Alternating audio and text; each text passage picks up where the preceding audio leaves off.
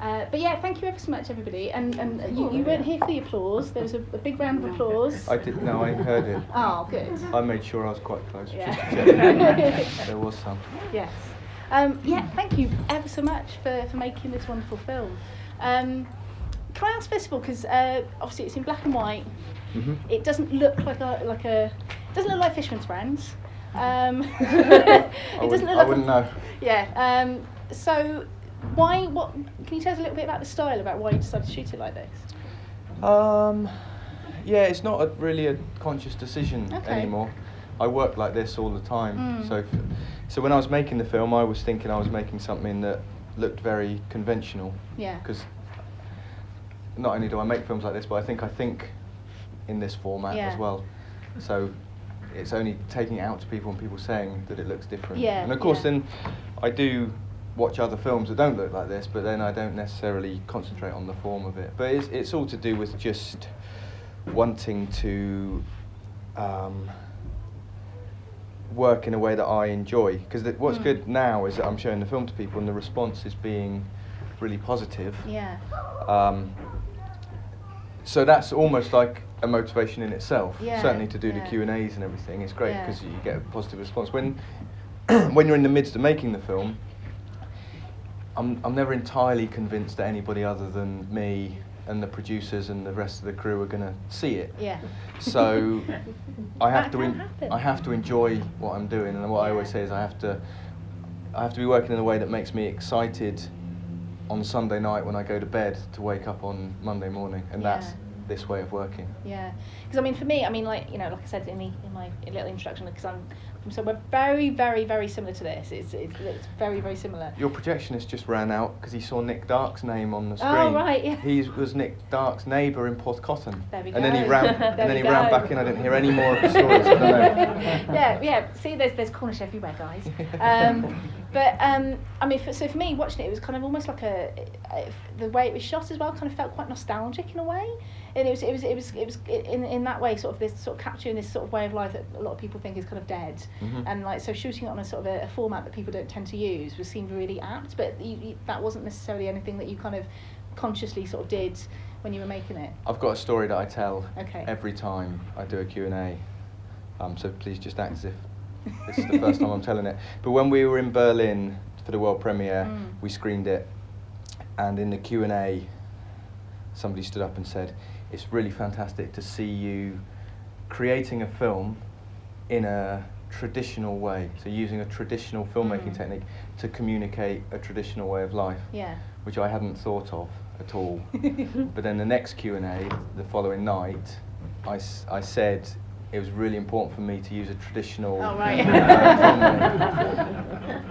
And then when I was in a film festival in Finland, in Lapland, and is that the Midnight? The Midnight Sun, the Midnight Sun Festival. It's fantastic. I've not been, but you should go. Everybody should go. It's wonderful. So I was screening it there, and in the Q&A that day or night, it might have been night, it might have been day. It's very difficult to tell. I said, for me, it was very important to use a traditional way of filmmaking to communicate a traditional way of life. I thought I'd be safe in Lapland. Anyway, everybody filed out after the Q&A, and this guy came up to me, this Italian bloke, and he said to me, I love your film. I said, "Oh, thank you." And he said, "Yeah, I saw it in Berlin." I said, "Which screening were you in?" And he said, "Oh, I don't know." And I think, I really want to know which screening you were in, because I tell these spontaneous stories that have been told over and over and over again. But I mean, it surprises me that that wasn't something that you, because it's so interesting to see somebody using film. I mean, so obviously this has been projected on in a digital format. But sorry guys, but we still have film here. We still show film. We can still show 16mm if we need to. I wouldn't recommend we do it tonight. It's not been used for a while. But we've got a VHS player somewhere here. I mean, because Chapter's been going for such a long time, we've got every format we could show. Ultimately, I want this to be on VHS. That's how I want it archived. Yeah, exactly. But it's beautiful. You can to be reminded of what film looks like is really interesting. It's really I think to go back to seriously answer your question, I think there is, I may not have been totally conscious of it in that when I was being asked about it, but I think there must be something that attracts me to working in this hands-on way that means the form reflects the content. Because I'm quite conscious of being a working person. And it's the smell of it, the smell of film. It's like it's a whole thing. Does anybody here remember processing like old style film? Just a little show of hands. Just want to see anybody remembers doing that. Yeah, it's just suddenly like, oh my goodness, yeah. There's well, that's what I studied photography originally, and when I used to go to St Austell College, so I used to go in Cornwall, north coast to south coast to go to college, an hour's bus ride each way. And on the way home, I'd have been in the darkroom all afternoon, and my hands were covered in the chemicals. And I loved that smell, and everybody said it smells like rat's piss, but I really loved that smell. And that reminds me of the bus journey back, and now people say, oh, you got to wear gloves, and you can't breathe in those chemicals. I used to sit on the bus licking my fingers, because I just loved it so much. So I love all of the mess and the tactile nature of it. But I mean, the thing is with shooting that way, because it was a Bolex camera, is that correct? Is that obviously you can't really capture sound like in the same way that we do here with booms and all that sort of stuff. In the same, it's not all wrapped up in the same package as it is these days. So how did you approach making the sound? Obviously, it can be a bit jarring when you see it, because we're not used to seeing films like that necessarily, where there's the dialogue doesn't, it's not out of sync, but it kind of doesn't feel, the same as a normal film. So can you tell me? Yeah, somebody said it's really interesting what you've done with the dialogue being slightly out of sync the other day, and I said that's our best attempt. That isn't a creative choice. That was us all really trying really hard to get it in sync. But the thing with I think when you're working with a low budget and you're trying to record location sound, it's so difficult to do it. And I don't know why anybody bothers recording location sound, and I do apologise if there's any sound recordists here. I'm not trying to do down what you do as a craft, but they're always the people who are forgotten on the shoot, who they always say, we're going to have to do another take because there's a problem with the sound, and quite often it's, no, we can fix that in post, which in one way says to sound recorders, well, what the hell am I doing here if you're not respecting what I'm doing? But also it does highlight the fact that you can do so much in post. So if you go into post with no sound at all, it's a brilliant creative starting point, because you just start with things that you want, or you experiment with things you don't know whether they're going to work or not. But if you go into a creative process and the first thing you're doing is mending things like removing the sound of an aeroplane or a fridge, or correcting a bit of like cable rumble or something like that, I think it's quite dispiriting to go into that creative process mending things to start with. So I love shooting with no sound. I mean, all the sound's there. All the actors are saying the lines, and all of the sound is happening. So I'm very aware. And the performance is set at that point, even though the dialogue's not being recorded. When you go and record the dialogue, you can't alter the performance, because the performance isn't in the way the words are said. It's in what the eyes are saying. And words can lie, but the eyes don't ever lie, so you can't alter the performance. So it's quite functional going back and doing all of that. But I mean, you were using a cast that was a lot of sort of people who aren't necessarily seasoned actors. I mean, Simon Shepherd, I think, is probably the most famous person in the film. Obviously, he's got a lot of work he's done on film, but how is it for them then, sort of working with a cast who's not used to necessarily performing anyway, and then recording their dialogue afterwards? How was that process? Well, I keep saying it's really easy, but then it's easy for me to say that because I'm not the one having to do it. But they make it look very easy. There is a version of the film that I do before the cast come in to do the voices, where I'm doing all the voices, and so that's amazing. So I kind of know how what it's like to try and post things, but obviously my version doesn't have to be perfect. But I think it's harder for an actor to come in and voice somebody else, because the thing is, it's quite difficult to alter the way that you speak. And so somebody delivers a line on location during the shoot, then they come back 3 or 4 months later. If they say those same words again, roughly with the same kind of motivation behind it, they will say it very similar because of the shape of their mouth, the way they've spent, they've spent 20, 30, 40, 50 years talking. It will be very similar. So, I mean, Ed, who plays Martin Ward, he was the actor that came in first, and we spent weeks. He couldn't get his voice to start with. He couldn't get the voice that he used on the film. So that is his accent, though, is it? It is his accent, but it was a slightly different way of talking that he'd adopted for the character. Right. And then, and what actually had to happen was he could only do it if he was in costume. So then, and luckily he had all the costume, and it was the rigger boots mostly. Yeah, yeah. But it lifted his heels and pushed him forward a little bit. Suddenly he could do the voice. And you know, and he's got a cigarette in his mouth most of the time, so he had to do it with a pencil in his mouth and the rigger boots on. And so that it took a long time for us to find that was going to be the trick to get him to do that character again. And because he leads so much of the film and so many of the scenes and so much of the tone, although he wasn't really changing performance, he was changing the tone of some scenes. Yeah. So we did all of his scenes in isolation first, and he set the sort of through line of the film, and then everybody else came in and reacted off what he'd already recorded. And then we had a process where we sort of all fed back in. So myself and Kate and Lynn, the producers, we made notes about performance, and actually then Ed came back in at the end and lightened a couple of lines. Like the scene at the beginning where he stands in the doorway and he says, "Budding fisherman, you got here," and didn't like the pantry and nice porthole and all that kind of stuff. Physically, he's quite menacing in that scene. So when we first voiced it, he had a voice that matched, and it was just too full on. There was no humour in it.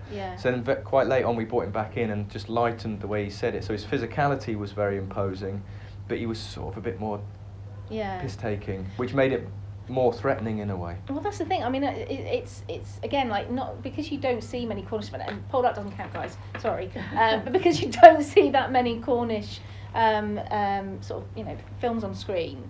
Like the cadence and the rhythm of the speech, it was you know, it was so authentic, it was so true, and that was really interesting. So the idea that he's come in and it's he's kind of like slightly, you know, he's had to think about it slightly differently to the way he would usually. I mean, can you talk a little bit about that? The getting that, because it is something. It's really quite specific when you make films.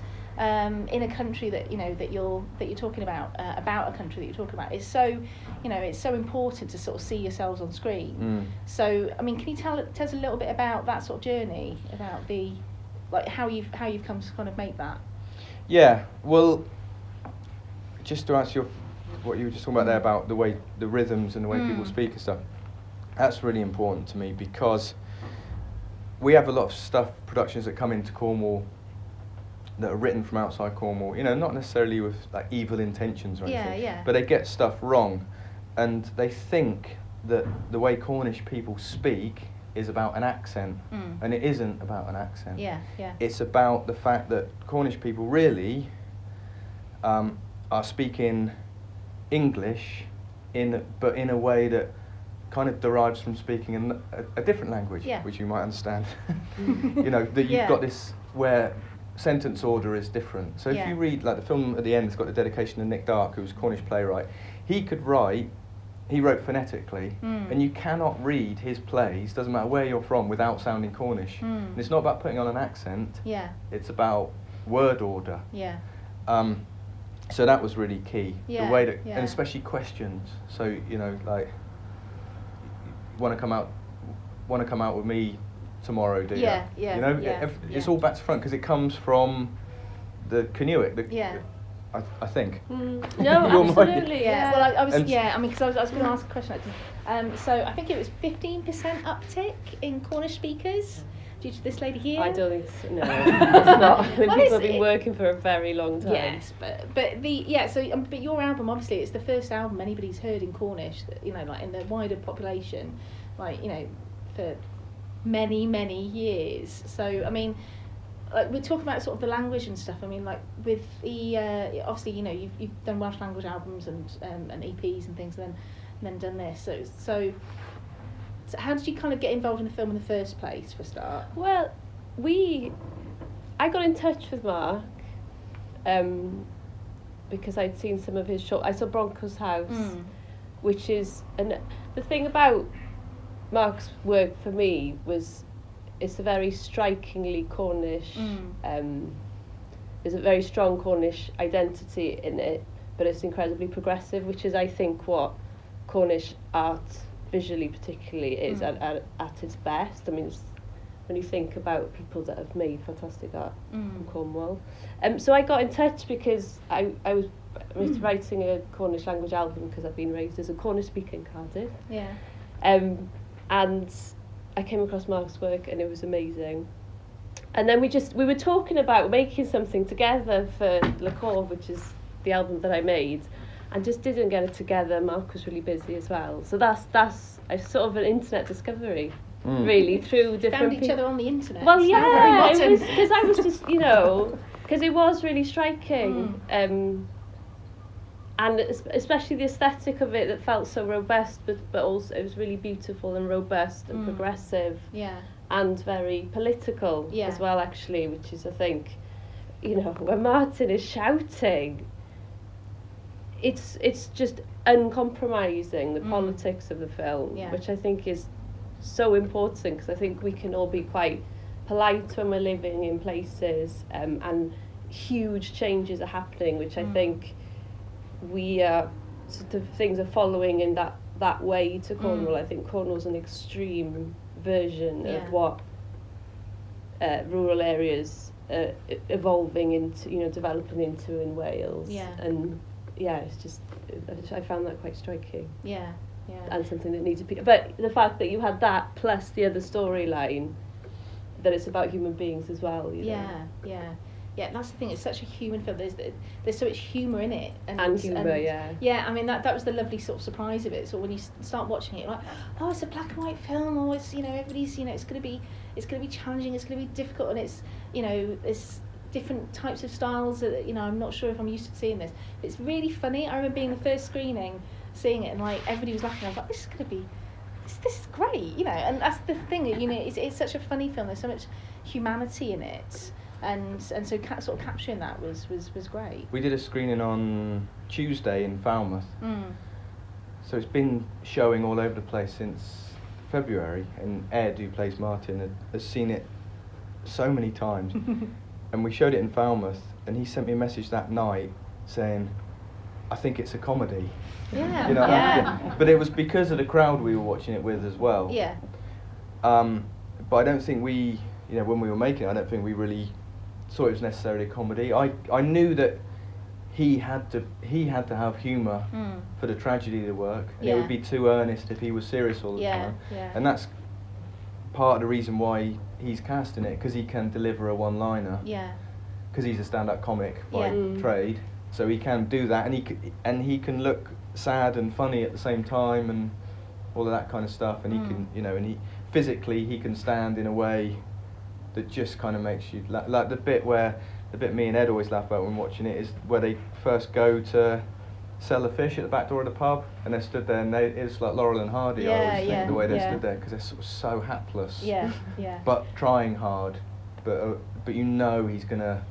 he's gonna blow it at the most crucial time. He's gonna say something. Well, that's the thing. It's kind of a misdirection, isn't it? With the sort of the tragedy that happens in the film. You're like, oh, mine's gonna kick off. Something's gonna happen with Martin, and it's really interesting because it's wonderful how his presence just seems so sort of powerful. But yet there's that, like I say, because of the humour, it's sort of taken down. So rather than him being like you said at the start, like this big aggressive figure, he's really lovable, and you really love him straight away.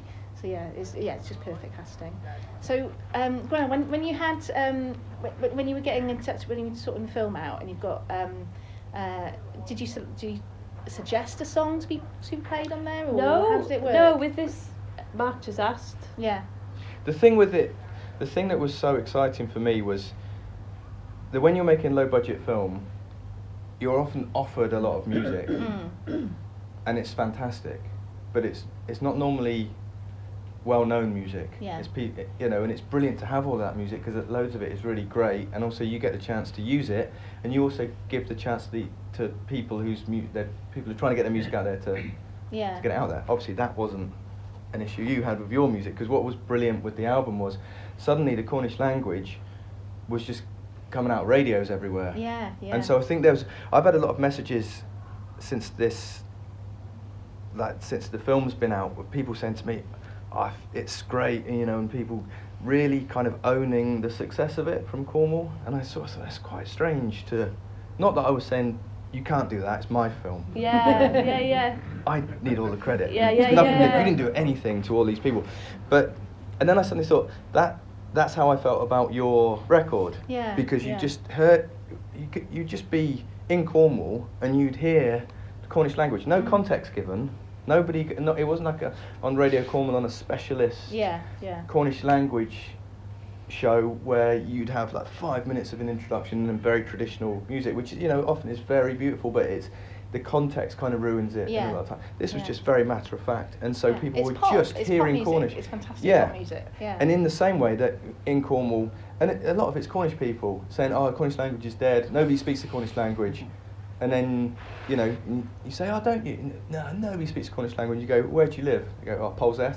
You go, "Well, you've just spoken Cornish to me." Yeah. So it was kind of the same thing. As suddenly this music was there. So I thought today, I wonder if Gwenno knows how the song is used. No, because it's kind of in such a throwaway way. It'd be in the best way. Yeah, well, that's what I thought, because it should just be coming out of a jukebox. Nobody's paying any attention to the fact that it's Cornish language. Yeah, it's just playing, and it's full of young people, and it's. I mean, the that was the big track, really. From the outside, and it's just, and once you EQ it, sound like a jukebox. You've got that bass that just goes, and it's like a heartbeat running through the scene. Yeah. And it's all of that sort of, the production's so good and the energy's so good, and little miracles like the flicker on the film is kind of in time with the BPM and stuff like that. And so it was just, it was just meant to be that bit. Do you think, because I felt, I mean, your work was part of it, it felt like there was, which I think Beta's definitely a part of, that there was this sort of, not an uprising, but a real wave, for want of a better term, of new stuff coming out of Cornwall. Do you feel that you're part of a wider...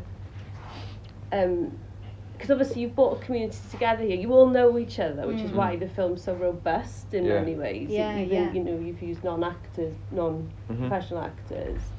But there's a really close-knit community of people doing... Because I personally was incredibly inspired being far away and just feeling that something was happening in Cornwall. Yeah, I know these waves come all the time, but did you feel that you were... Well, I do think this is a film that feels like it's broken out of Cornwall now. And I was asked about this in Falmouth on Tuesday, and I think this film, and it's complicated because, Kate and Lynn, who produced it, are based in Bristol, so sort of a lot of the infrastructure around the film comes from outside of Cornwall, the funding, and obviously a lot of their creative input is in the film. But the Cornish element of it, I think, it has been built on the foundations of everything that has gone on for, say, the last 20 plus years, since when Cornwall was given Objective 1 status due to its crippling poverty. All this European money was put in, which thankfully we're getting rid of. And and we had a Cornwall Film Office. And what I did was people started making stuff in Cornwall, but there was still an idea that there was still this kind of attitude that the definition of an expert, especially within sort of technical arts, the definition of an expert was somebody who lived at least 150 miles away from Cornwall. So the idea that you could be, you could excel at something and have some kind of expertise was quite alien at that time. But which is fine, because what the Cornish have always done is learnt how to do things and learnt how to survive, because they've always been on the extremity. So when it comes to putting together the end roller for this film, we worked out definite roles for everybody, but most of them aren't true, because there's so much fluidity, because one person who's the first assistant director is also sort of script supervisor, production assistant, all this kind of, so there's this sort of self-sufficiency, which is inherently, from an outsider's perspective, a very Cornish way of getting it. It was even when, because I remember having the conversation with you about making this film and how quickly you as a team got that together and you just made it. You went, right, we're going to do this and let's do it. I think there's a culture and a pride in Cornwall born out of necessity that everybody does more than one job, and that translates exactly to a film crew. So there's nobody who does one thing. Everybody's specialised in something else, because they go, right, we're going to do a film, we haven't got this role, and so somebody just goes and learns it. And they don't learn it off somebody else, they learn it, by trial and error. So we create these weird ways of working. And like Mary, who's my partner, who plays Sandra in the film Second Homeowner, we had the screening in Newlyn last Friday, which is our first Cornish screening, and Mark Kermode came down and introduced the film, and just really praising it. It was a great big celebratory night. Next morning Mary got up and she was cleaning holiday cottages. So and that's fine, because that's the way. It's not that isn't meant in any way to sort of moan or say, oh, we've got it tough, because there's no point in talking in that way. And I think it just creates a really unique character. That it was only leaving Cornwall when I went to college that I realised that was so quite distinct. And I'm sure it's the same in other places. I think everybody can, completely relate to Wales. Everything you just said, because it's really interesting. I think whenever there's people coming from outside to Wales, and because we put on bands sometimes, and they're like, oh, how come there's so many Welsh musicians? It's like, well, you've got to learn how to play something, because you've got to do something in the ice effort. It's like there is a certain self-sufficiency in that, in the way of life in Wales that is really similar to Cornwall, I think, in that way. And just all these things about the language as well, I think is really, really interesting, because I've been on a Welsh course for the last couple of weeks, and we've been thinking about this quite a lot, and again, like having Welsh being taught in schools, and people sort of growing up and it not being a strange thing now that like people know Welsh, is really interesting. There's a whole generation coming up now who it's completely normal to know Welsh, which is wonderful. I mean, how have you kind of found that with Cornish in Cornwall? Is it obviously 15% uptick from in exams from Gwenno, but obviously that's just this fantastic album. But like, how much of it in the culture do you find it, apart from this Well, the funding's all gone because Westminster couldn't give a shit.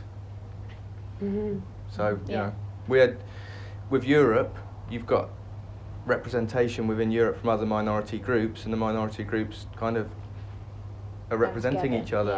So I mean, who in Westminster cares about the Cornish language?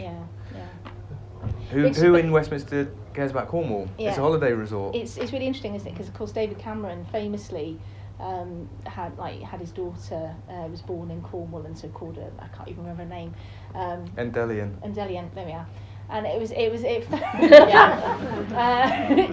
felt like a really telling moment that you could tell that he was really a bellend.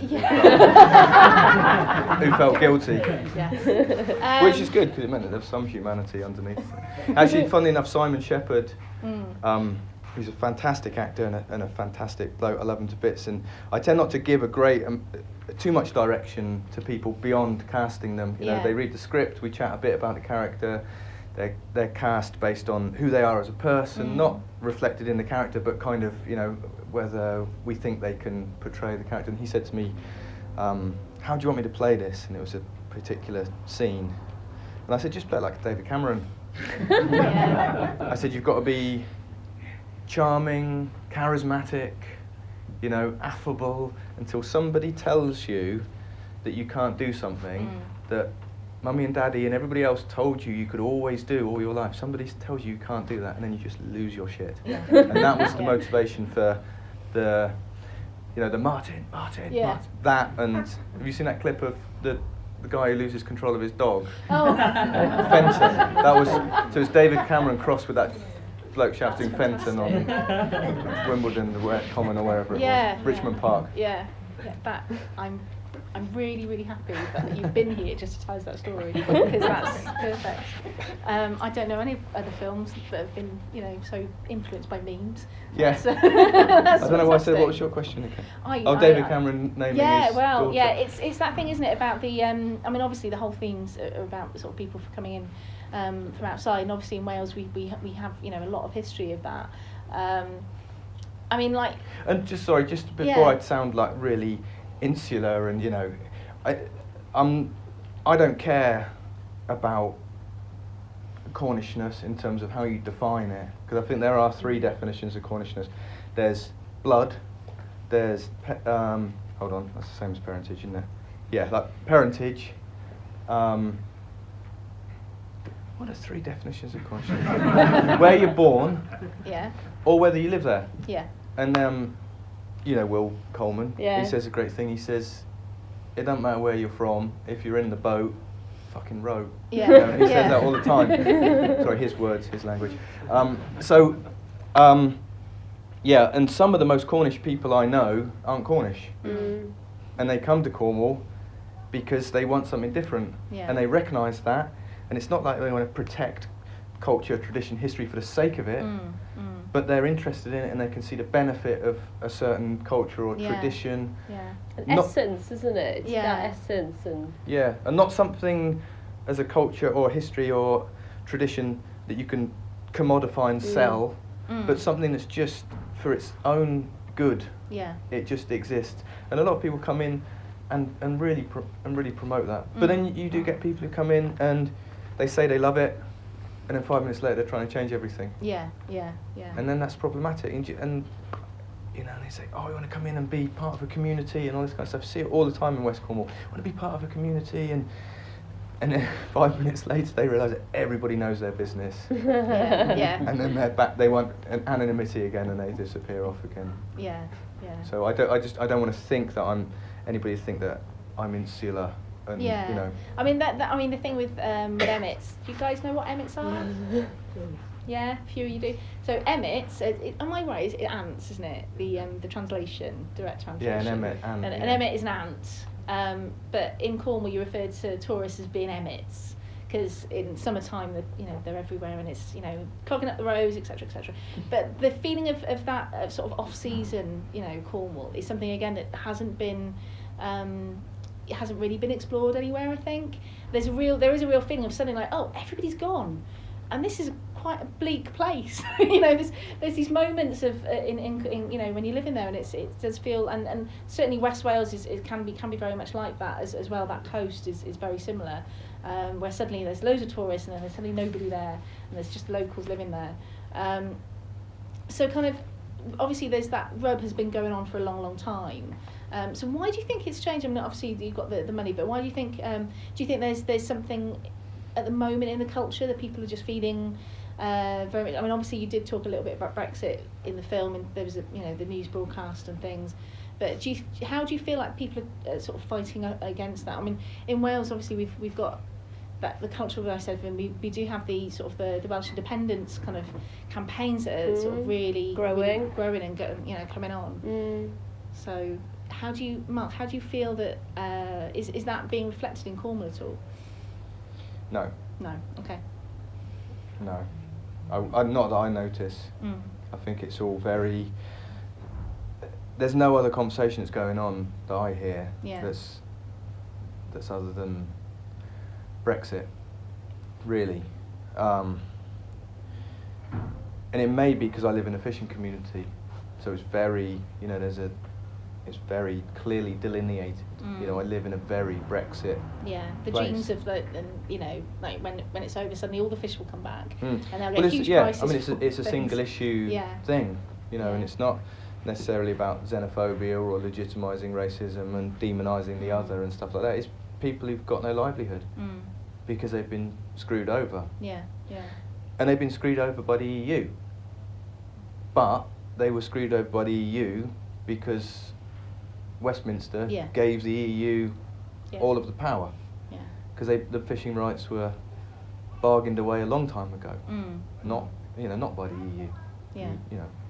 So it's complicated, and I'm very nervous about talking about it, especially when there's a recorder down there, because I do go home to Newlyn, where there's Brexit Party posters everywhere, but I can see why that's happened. But what that has destroyed is the idea, or not destroyed, but maybe for the time being has suppressed the idea of Cornishness, which... What is it? Is that because I think that in many ways it's done the opposite in Wales.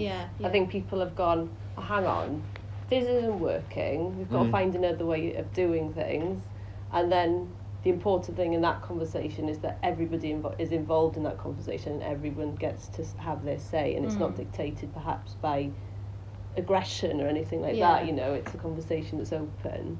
Because that's the thing. It's been really stark actually. How you know, when I first moved to Wales, like nobody seemed interested in independence. I mean, even like the assembly kind of got through kind of, you know, margin. Really, small you know, margin.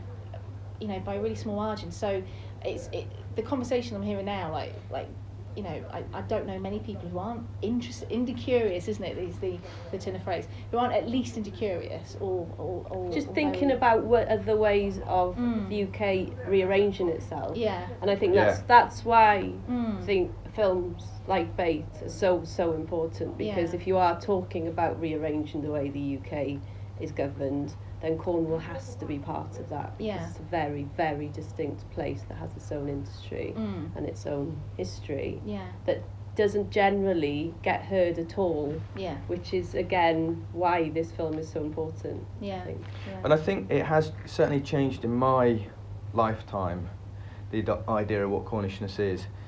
That when I went to see Cornwall play rugby in the county championship semi-final in 1990 in Redruth, and I think there was something like 25,000 people packed in round this tiny little ground in Redruth. I remember I was stood on the 22, and there was over on the other side, the Redruth corner of the ground, is a place called Hellfire Corner, and the pitch gradually slopes down there, so everybody goes in, you know, all the men go in there, and it would have been traditionally where the miners, it would all have been miners.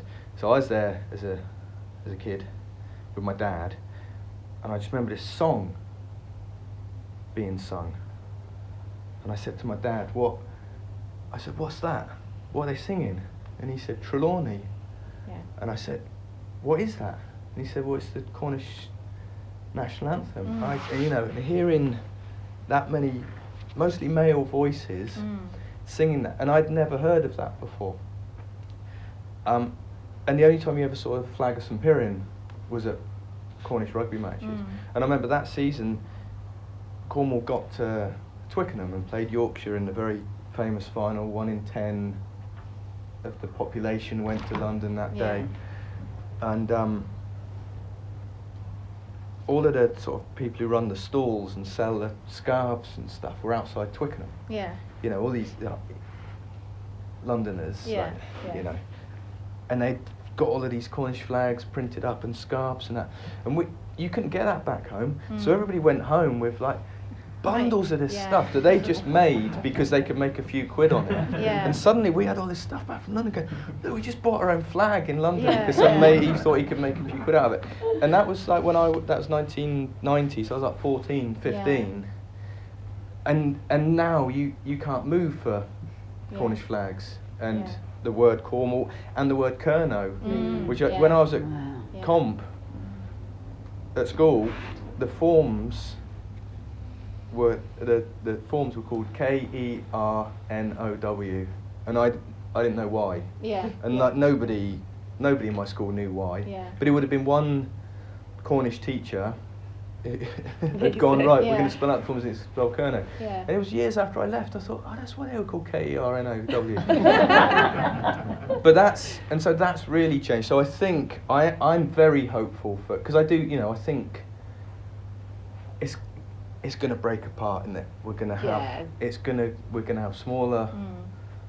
We're going to have smaller countries. We're going to have smaller autonomous regions. All that, I think it's kind of inevitable. So I am very excited about it. Like I say, I think my view is slightly distorted because I live in somewhere where it's single issue. It's about the fishing, and I'm very sympathetic to the. As it said in the Guardian today, quoted me as saying, "Fishermen are my heroes." So obviously I'm quite sympathetic, even though I don't agree with. As I also said in the Guardian, I think they're going to get screwed again. Because at the end of the day, I don't think anybody. They're a handy bargaining chip. They're a handy political pawn. They're visually great. You know, 1937, 38, when the Rosebud sailed from Newlyn and went up the Channel, up the Thames, tied up outside the House of Parliament, and that fishing boat refused to move until the politicians came out and discussed the future of Newlyn, and those pictures were sent all around the world. That idea still exists. So a flotilla of fishing boats looks great, no matter what your political, you know. Yeah. You can have Nigel Farage on a boat sticking his V's up at Bob Geldof on a pleasure cruiser, and you're either Geldof or Farage, and I think you shouldn't be either of those two. No. It's more complicated than that. Yeah. So I'm quite despondent about it at the moment, but I do hope, you know, based on what's happened in my lifetime, I do think we're going in the right direction. I mean, what you were saying earlier, Gwenno, about the there does seem to be a kind of more like it's more of a positive, like the independence movement in Wales seems to be more of a positive, like practical, like actually let's just come together and work this out. We can. Well, it's a discussion, isn't it? Because I think people have felt so disenfranchised by having no control over their lives, and I think the more you have a conversation about other ways of doing things, the more empowered you feel. Yeah. And so that has to be a positive thing, because things have to change. Change is inevitable in any situation. Nothing lasts forever, so it's about being ready for that change. And what I like to think is just Wales is just quite far ahead of us. You know, we're sort of on the same path, but like a microcosm of Wales in many ways, like the tin miners and the fishermen, and you know, and the, you know, even some farmers that, you know, that were still in Cornwall. I don't know how many there are now, but it seems that there is this kind of 6. Yeah, I wouldn't be surprised. But that's the thing. It's kind of it does feel that I mean I'm not saying so you just follow Wales. Because also the point is, when you talk about independence, it shouldn't be discussed in isolation either. Yeah, exactly. Which is why obviously a conversation with Cornwall is so important, because you're not there going, we just want to be out on our own at the table. You know, it's never going to be that situation. Yeah, so the more people, particularly culturally and linguistically, we have a lot of similarities, even though we are very, very different places as well, and have so much. I think, you know, I think Wales has a lot to learn from Cornwall, from my own experience from afar. You know, it's the ingenuity of it. It's the getting on and getting things done thing that I think for me has been really massive. Well, I'm really sorry, guys. I have just dominated everything. Has anybody got any questions? I haven't given anybody chance to ask any questions tonight so far. Excuse me. Thanks, cheers. Yeah, one at the back. I felt the film was obviously a super angry film, but seeing like the final moment, how much hope do you think there is, or what you were trying to say in the film? I think there's loads of hope. Else I wouldn't have written the film if I didn't feel hopeful. And out of the tragedy comes some kind of future, I think, which is why it was key that it was the young person who is on the fishing boat and is going to continue, and the fact that it's a girl as well rather than the boy, which I do have to say, I have to give the credit to producer Kate, who very late on in the process said, how about it was a boy originally called Bofty, the character, and then quite late on Kate said, how about just swapping the sex? And it was genius, because also it was really lovely in the end scene to think we could have a female skipper, which would be great. One of my heroes is a sword boat captain in the States called Linda Greenlaw, who's like one of the most successful fishing boat skippers in the toughest fishing grounds on the planet, and so I like the idea that there would be this Cornish female skipper. And that she was the outsider and the one that was challenging everyone. Well, and the other thing was that once that character became female, and I don't know whether this is right or wrong, but when that character was male and doing all that stuff, he was sort of a yob. Yeah. But when he was female, she isn't a yob anymore. And I don't know whether that's dodgy sexual politics I'm getting into there. I thought that she was a yob. Yeah, I thought she was pretty like quintessential rebellious teenager who's just see through everyone. And no filter. Yeah. Because Martin's kind of character who says things and he's hot-headed, but he's got an adult filter. Yeah. Something kicks in to stop him, but she's got none of that. So straight away she's sort of like crude and kind of, and confrontational, and she just sort of speaks the truth. Yeah. So all of her all of her dialogue is subtext, so she just says what's going on within the film. So to have her at the end with no dialogue, just on the boat, in Neil's oilskins, continuing on that line, I think that's the really hopeful bit. And also the idea that maybe things won't change, but people will just carry on and scrape a living and blow off steam from time to time, but maybe it won't change that way of living on the edge. That it just continues, and that's why the sound of the engine on the boat was a sound effect that I put on in it, and it's a loop. It's like a 5-second loop. And so when we were doing the mix, the sound designer removed that because it was only meant to be temporary and put on a natural boat sound, and suddenly that end scene didn't work anymore because it had to be this loop, this monotony, that whether you hear it or not, subconsciously it's about the fact that this just continues. It will just go and go and go. So that people have been fishing in pretty much exactly the same way forever, and it will continue whatever goes on around, because there'll always be somebody who needs to earn a living, and it's a very simple way of earning a living. Cool. Sorry, excuse me.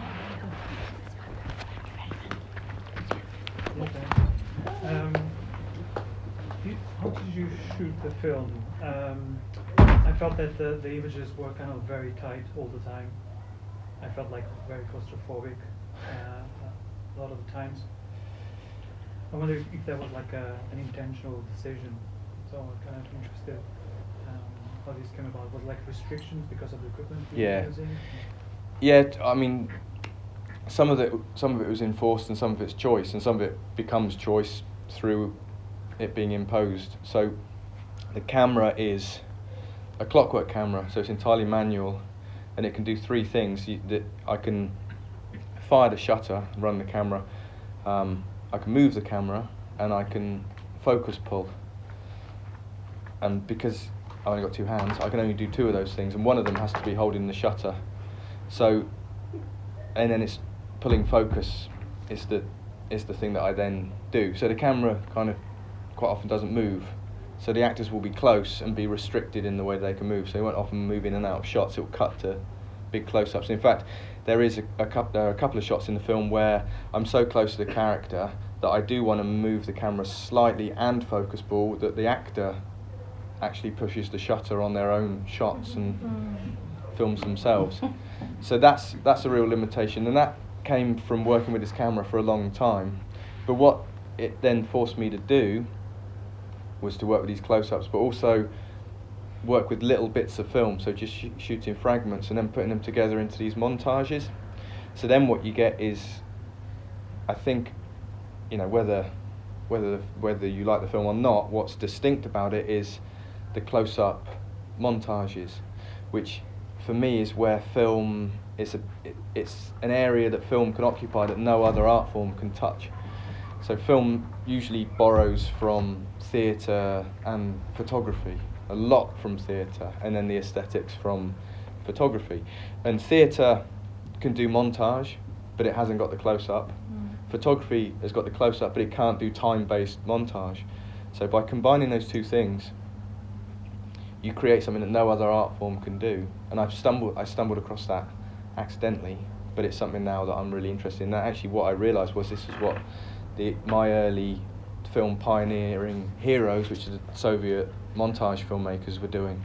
Close-up montage, and they recognised that in the 1920s and earlier, and then with the advent of sound, I think that got forgotten. We went to big wide shots and very static, back to sort of front-on theatrical scenes, that we haven't really got back to the sophistication of that early language. So it's born out of limitation, which I think everything creative is, because if you've got no limit, certainly for me, if I've got no limitation, I don't do anything. I just imagine really amazing, expensive films that never get made. So by having all those limitations, I think you create something, and then you work out why you've done it, or you reverse engineer some meanings into it and then claim them as your own during Q&As. This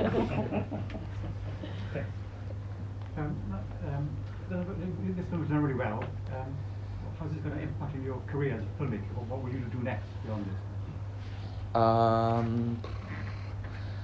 I don't know. I mean, I'll carry on doing what I do, and working with film and working with the camera that I work with, and in the same way. It really depends what happens, because it's an art form that's dictated by market forces. So if we get an audience and it makes money, then obviously, you know, more money comes in, and we can carry on making films in exactly the same way, but just with better catering. And I was going to say longer to make them, but I don't think we would want longer to make them, because it's the energy and it's the scramble of doing it, and the time. You know, the most productive I think we were on this shoot was when we were working in the harbour. We had a harbour for 2 weeks, and on a film you can barely control any element, but when you're working with the tide, you know, you really cannot control the tide or the weather. So it was, you know, sometimes 16-hour days, you know, or sometimes we were sort of 4 hours sleep in order to get this stuff done. So I wouldn't like to lose the chaos and the slight lack of money and resources, because I think that drives quite a lot of the creativity. But obviously you can't say that can't go to the BFI and say we want slightly too little money to make the film, please. But yeah, you know, I made films before this that nobody saw, and I'm sure I'll make films after this that nobody will see. So I'll just keep going. And what's brilliant working with Kate and Lynn here from Early Day Films, and also Denzel at the back there, I've worked with for a long time, is that there's just they give me the ability to work in the way that I want to work. And you know, this film, when we were putting it together, plenty of people said that's just an insane way of making a film, but we did it, and we had a film, and people are connecting with it. I don't know whether we've just hit a particular point in time that it resonates, or what's happened, but yeah, we just continue. I mean, the next thing we're going to do is more of a genre film, a horror film set on an island just off the coast of Cornwall, about a woman. It's set in 1973, a woman who lives alone on the island, observing a very rare flower as a wildlife volunteer, and the only thing she's got for company is a big standing stone that may or may not be moving closer to her house. and then a drowned lifeboat crew from 1895 turn up on the island. So, which is one of the twists in the film. But luckily it takes so long to make a film, you'll all have hopefully forgotten about that by the time it comes back here. Right, I know that there was another hand up. I'm afraid we are going to have to finish it off, but I'm sure Mark will have a chat with you in the foyer if you want. Thank you so much for coming. Thank you.